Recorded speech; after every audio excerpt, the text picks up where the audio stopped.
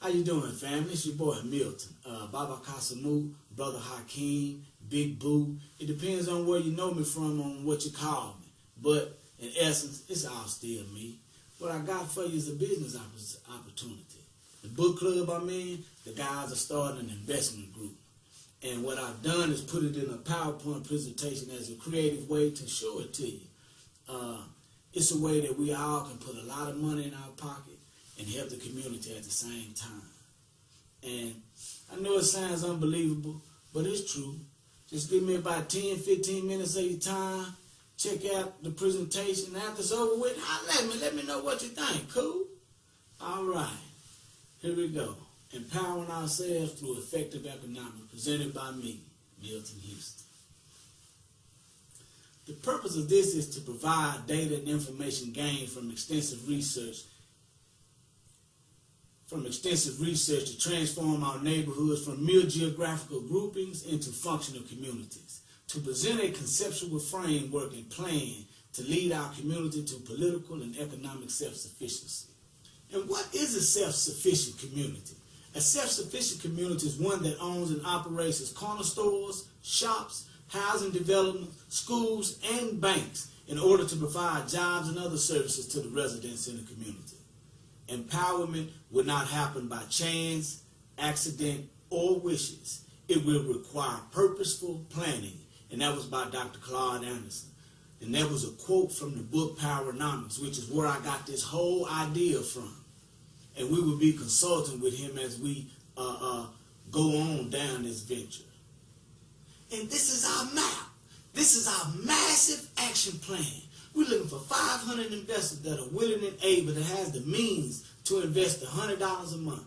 We're talking about that's $50,000 a month. We want to open up a black-owned and operated business every month until we get our whole community black-owned and operated. And this is how we will attain this goal. We will meet once a week to review and study all the bylaws and all other rules and regulations necessary to make this joint venture possible.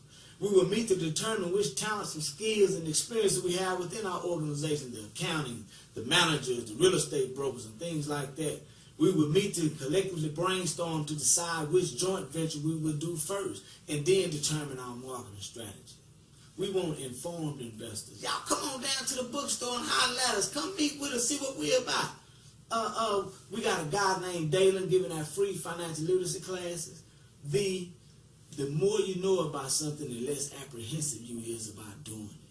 You see what I mean? If your car break down on the side of the road and you familiar with motors, you're going to rush to get out the car and go up under that hood and try to see what's wrong, right?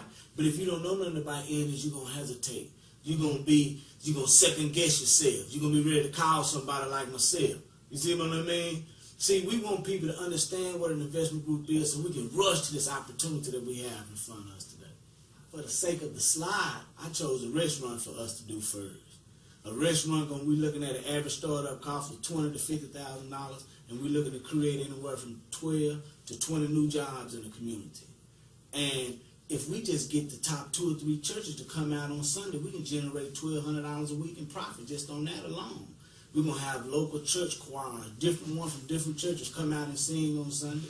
We're going to have local bands come out on Fridays and play. Oh, shit, we can have a hip-hop night. Have local rappers come out and give rap love songs and whatnot. Help them diversify their rap game. You know how we going to do it. We're going to have a ribbon cutting ceremony. We're going to have K104 out there, 97.9, 105.7. We're going to have all the radio stations out there giving out tickets, giving out coupons, T-shirts, free dinners. Oh, you know how we going to do it. It's going to be a party. And we're going to have a big banner made. And it's going to say, your support of the community store at work. And that's going to serve a dual function. Other stores going to see that we blowing up, that we getting the support of the community because of how we giving back. And we're going to have these big banners out. We're going to be cutting senior citizens' yards, vacant lots yards. We're going to adopt these abandoned parks to keep them cut and upkept. And the other stores are going to be forced to give back in order to compete with us. And the community at large win in the end.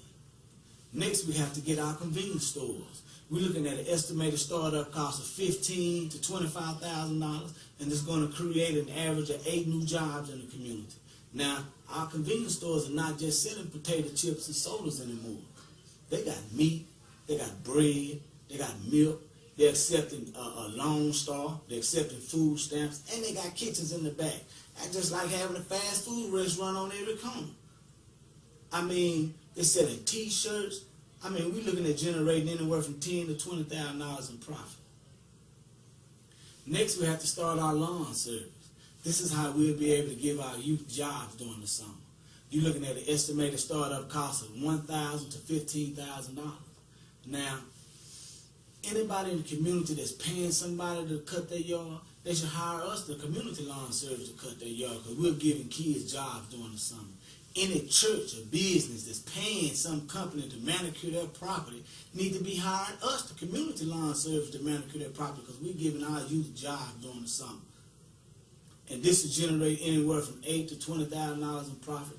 I mean, they make $10,000 to $20,000 cutting down trees every storm that come through.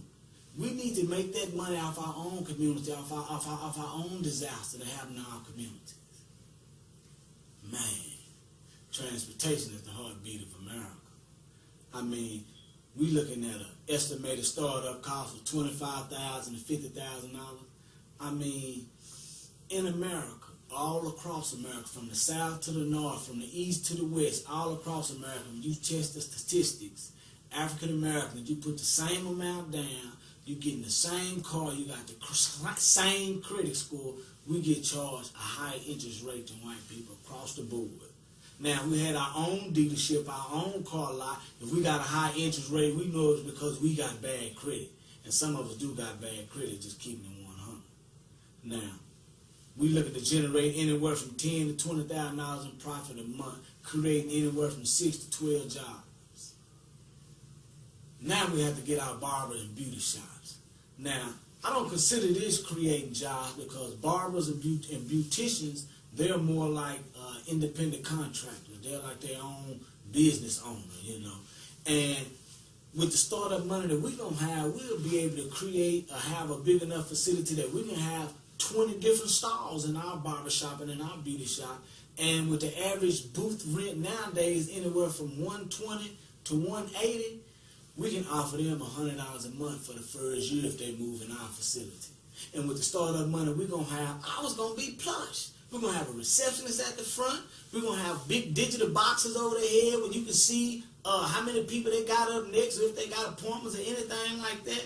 Oh, man, you're looking at 20 stalls, $100 a stall a week. That's $2,000 a week.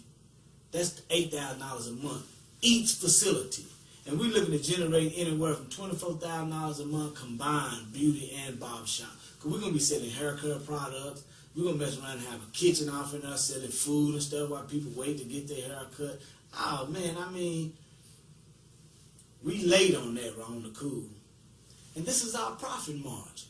We're looking to create anywhere from, now, you know, this is a roundabout number, because some things going to do better than we expected, and some things ain't going to do as good as we anticipated. So this is a roundabout number. So we're looking to create around about 80 jobs and generating around about $100,000 a month. And this is how we going to handle the profits. And this is how we will give back to ourselves. 25% going to go towards operation costs. 25% going to go towards employee payroll and benefit. Now, these are not going to be no $70,000, $80,000, $90,000 a year jobs, but we do want to offer some benefits to the people that work for our company. 25% going to go towards investor return, and that's going to come in the form of a check. And 25% going to go towards community enrichment programs and funding. Then we'll be able to fund the badly needed rites of passage programs that we need for boys and girls. Then we'll be able to fund the daycares that focus on early childhood development that we need. Then we'll be able to fund the African Center schools that are doing great in our community with the kids now, like the Uhuru Academy or the African Care Academy. The possibilities and potentials are endless, only if we can come together and take the first step towards greatness. I mean, we need to do this, y'all. I mean, we really need to do this. And what I suggest is that we do it for 1 month. We come together and pay out $100 one time for 1 month. And open something up and let it run from 3 to 6 months and see how I do. I mean, I mess off $100 doing a lot of things I know everybody else do. So if we can come together for 1 month and open up something and see what happens. And what I suggest we do, I suggest we come together in May so we can open up in the summertime in June so we can have the whole summer to run and be ready for the Christmas season. I suggest we get 7 Plaza. 7 Plaza been closed for a while now. You see, and I went around and talked to all the business owners already to see if they'll move in there if we get it. And look, Hustle Man, y'all know Hustle Man, Brother Carter, Brother Ezel Carter. He said he'll move in there if we get it and get it up to code. Brother Kump, Rodney Kump, on the cleaners down there on Berry. He said he'll move down there if we get it and get it up to code. Brother Marcus, look at him. Y'all know Marcus. And he's not just a barber, he owns his barber shop. And it's a barber and beauty shop. Him and his sister work together. Y'all know Sonya. He said he'll move down there, help us recruit barbers and everything, help us run the barber and beauty shop. All we got to do is come together and get it.